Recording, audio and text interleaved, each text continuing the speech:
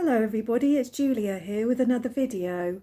I hope everybody's well on this kind of dark and dreary Wednesday. It's Wednesday here in the UK. I think it's the 2nd of February. And I'm here today to do a kind of well, it's not a first impressions because I've had this deck for a long time, but it's kind of a review for this deck, the Wisdom Well. I did a video, oops, my white sage. I did a video a couple of days ago comparing the 3 archetype decks that I've got. I've got this one, which I think I bought in 2001 when it actually first came out. I've got Caroline Miss's deck, which I also bought, I think, around about 20 years ago. And I've recently bought the Wild Unknown archetype deck, so I thought it would be really interesting to compare those decks. And as I did so, somebody messaged me and said that they hadn't seen this deck anywhere else. And I've had a little look really, and I don't think anybody else has reviewed it.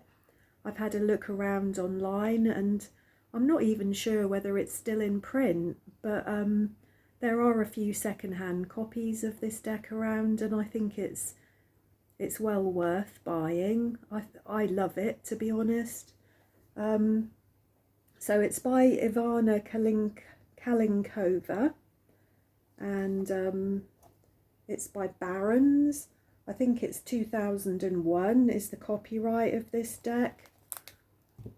This is the back, and inside it's a book with a deck inside it, which is really quite novel, I think. I've not seen this with any other deck that I've got, actually. I like it in many ways because this can just go on my bookshelf and it just stands up in amongst my books and doesn't take up a great deal of room, but also at the same time it's not that practical for looking up things because you've got this quite big bulky bit here and then the book.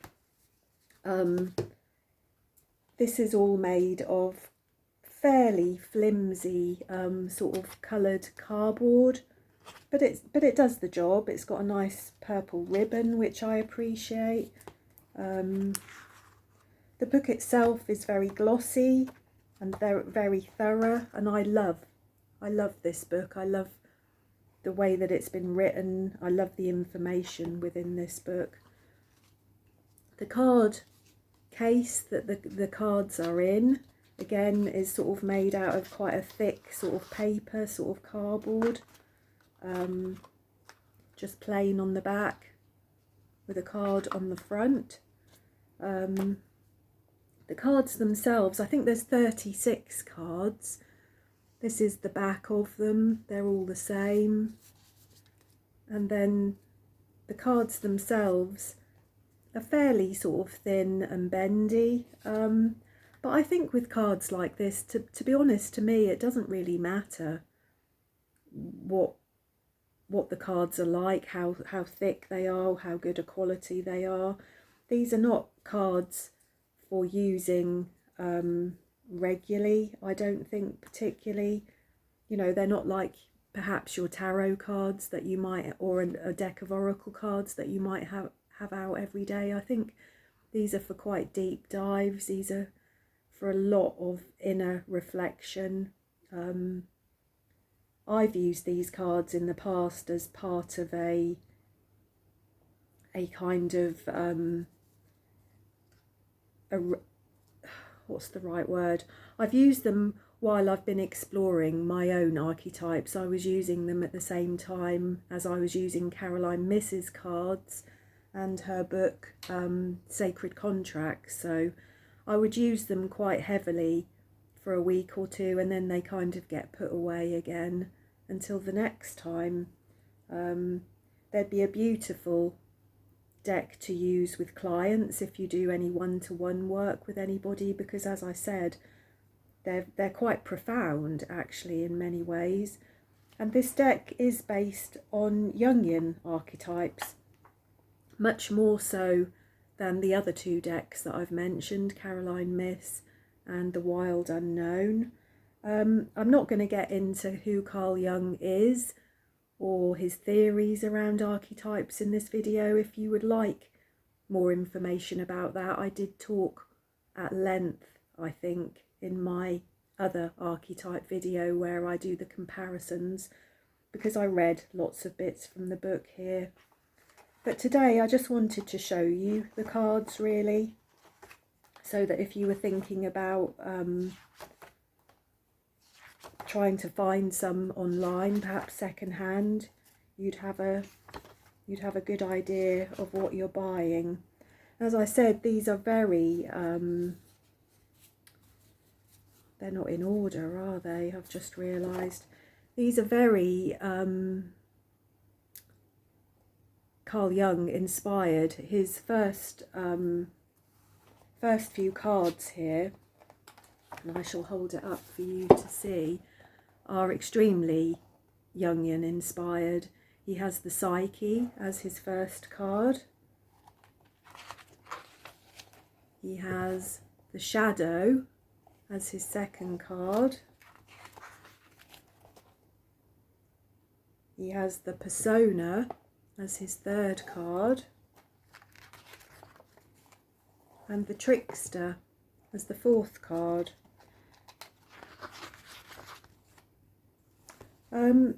As I said, these cards aren't in any order, so I'm going to I shall just show you them, and if there's anything that sort of stands out that's interesting to me, I'll look it up in the book, or if I don't know who the cards are.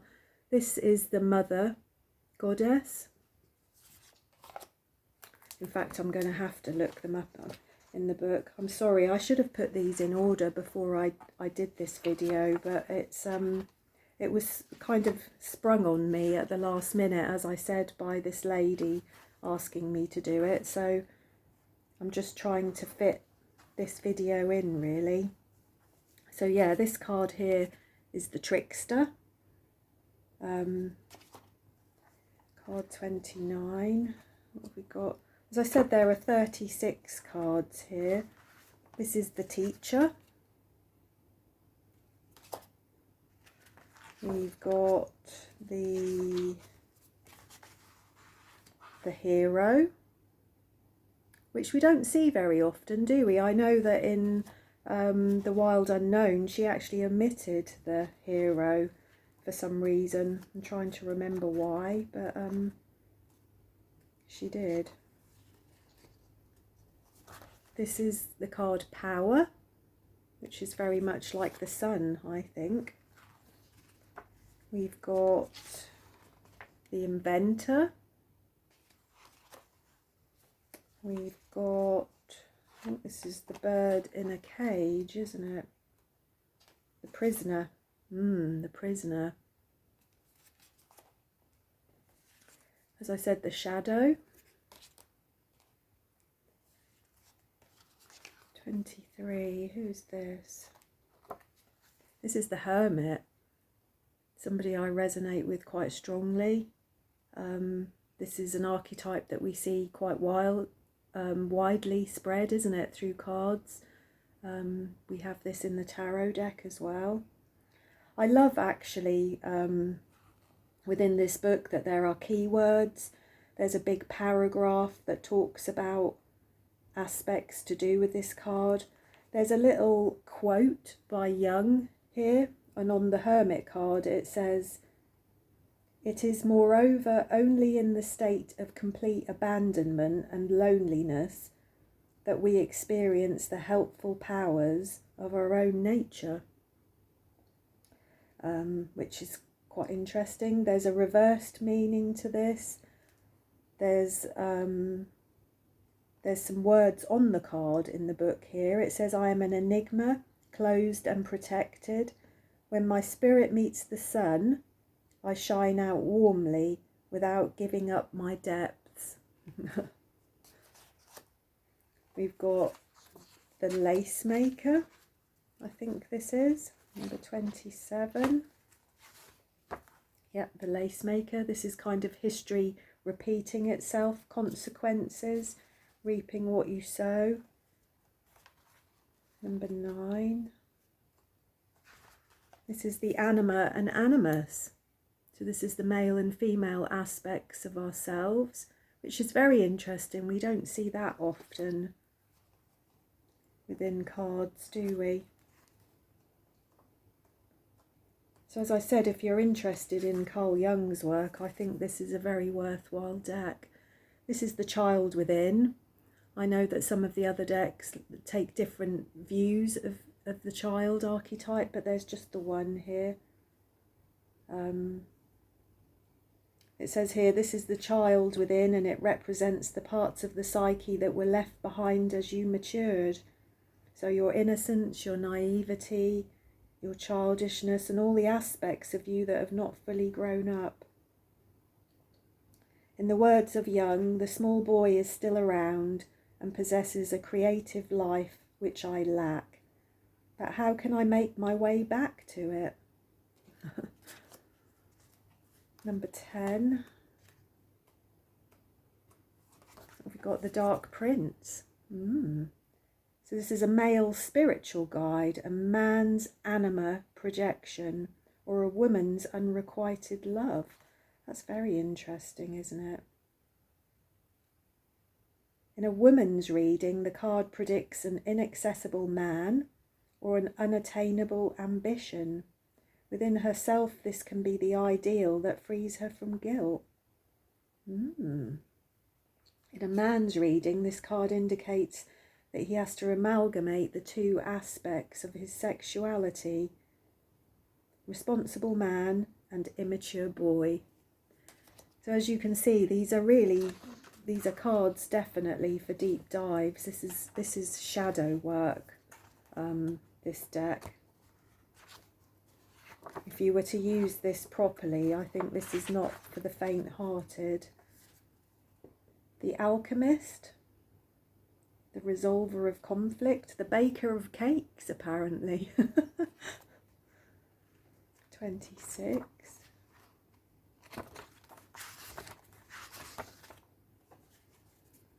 The Beggar. This is a card of self-denial, repression, neglect, deprivation, narrow limitations, psychological denial, and the things in your character that you do not acknowledge. This is the Ogre. I know that. This is the shadow manifestation of the father archetype. Of course, in the tarot cards, we just have the Emperor, and we see him in his shadow and his light attributes. We've got the Wise Old Man. This is about roots and ancestry, inheritance, experience, traditional knowledge, connections with other realms. In the words of Jung, when people say I am wise or a sage, I cannot accept it. A man once dipped a hatful of water from a stream. I hold the spirit of the ancient, and I hold the spirit of the new. I can mix them like water into one well of wisdom. So that's a little bit sort of Hierophant energy, or perhaps even Temperance. We've got the Virgin Whore, which is nice. Dysfunctional emotional or sexual relationships. In a male reading, the shadow.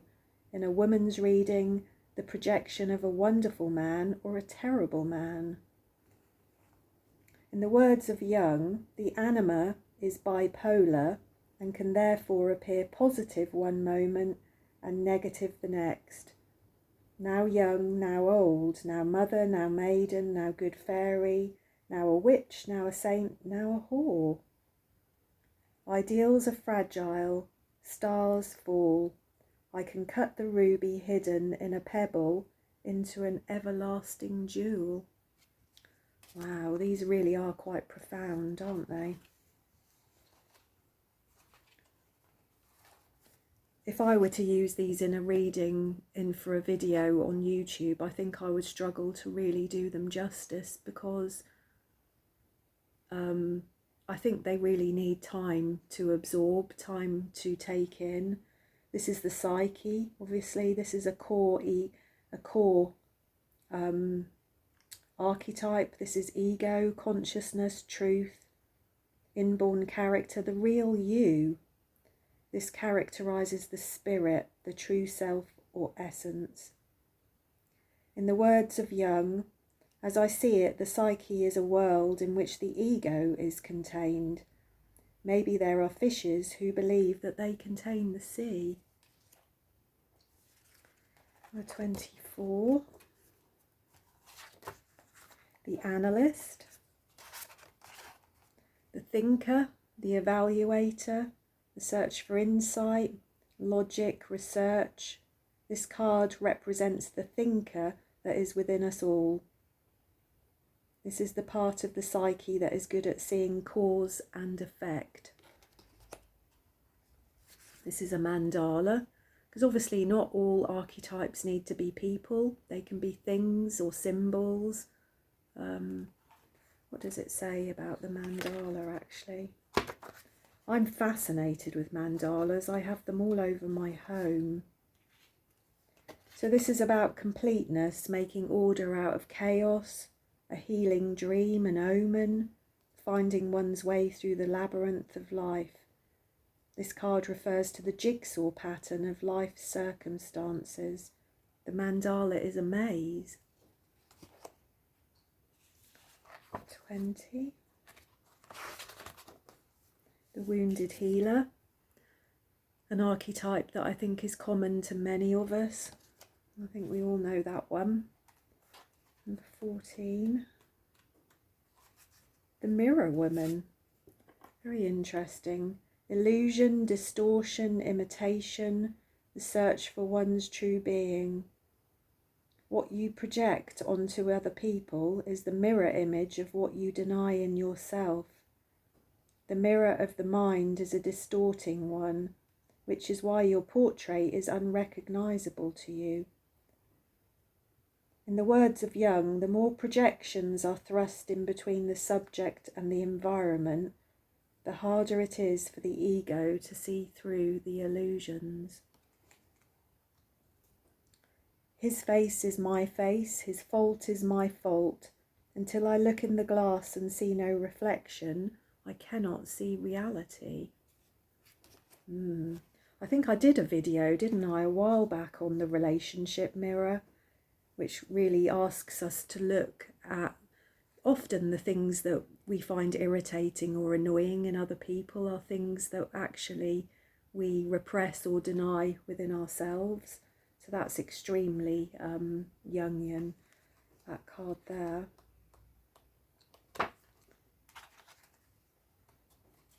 What have we got? The poet. The wolfman, I think this next one is. Yeah, the wolfman.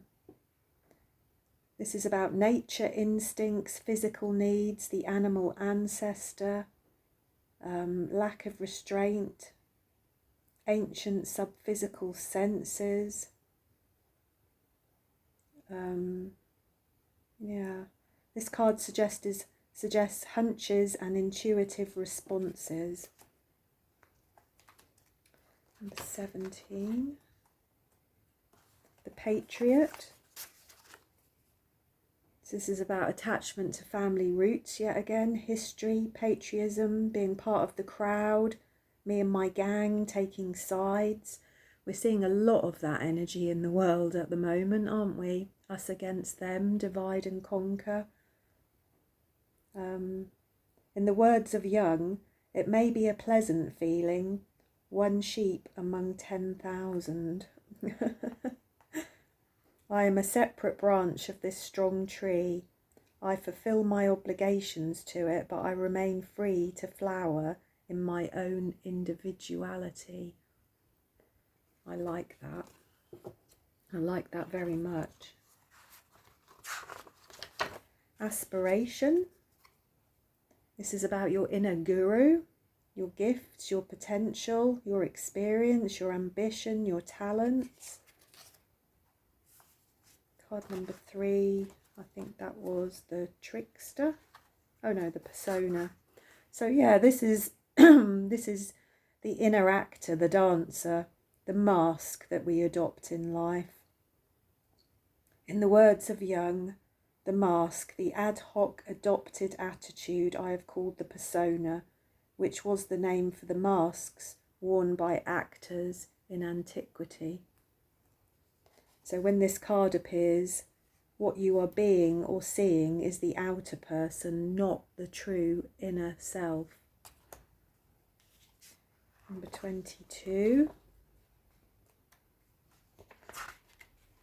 This is the Night Watchman.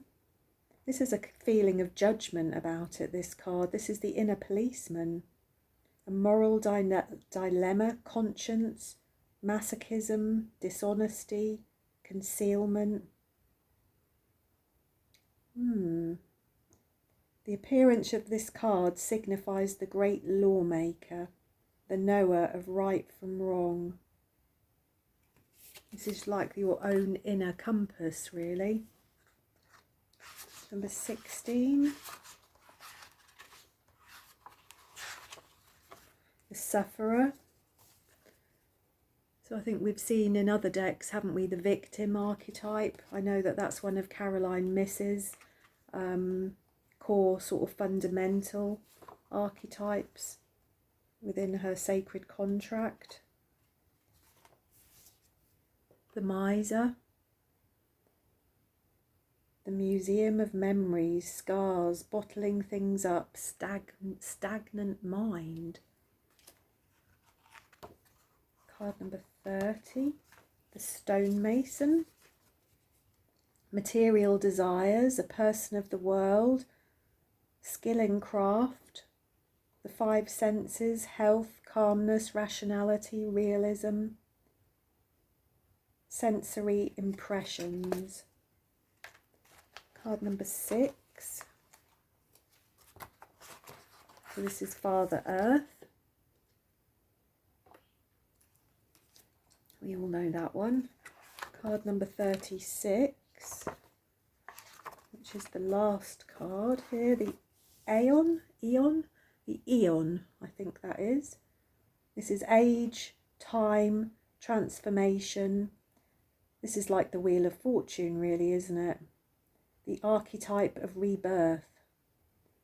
The card can be symbolised by the old and the new year, the end of one phase and the beginning of another.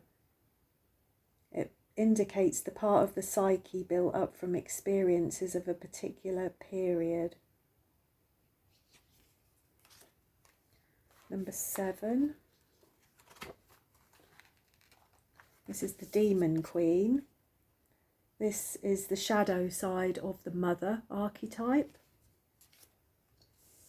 And card number 34, the last card here, the Woodcutter. So the Axeman, the killer, the executioner, amputating something from one's own life, pruning the garden of the soul. Your turn will come again. In the words of Jung, on a chariot made of bones of the dead, he drove at furious speed down the slope. The woodcutter is the inner destroyer. This card means internal death, when a part of you expires emotionally, never to be revived. So this is kind of a dark night of the soul card, isn't it? So there we go. That is the 36 cards. I'm sorry I didn't have them in order for you to show you. I'm sorry I wasn't more organised, but as I said, I've done this video in a little bit of a rush for the lady that asked me to. I think she's looking around to buy an archetype deck and was curious about this deck in a little bit more depth.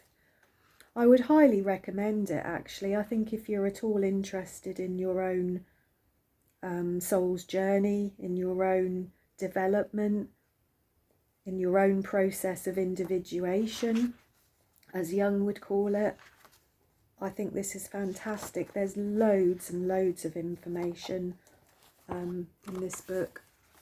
as you can see, lots and lots of information. Keywords in the words of Jung, reversed meanings, a big paragraph on what the card means, and then a few more keywords at the bottom of the card there, which we don't get on the actual cards themselves. We just get a number.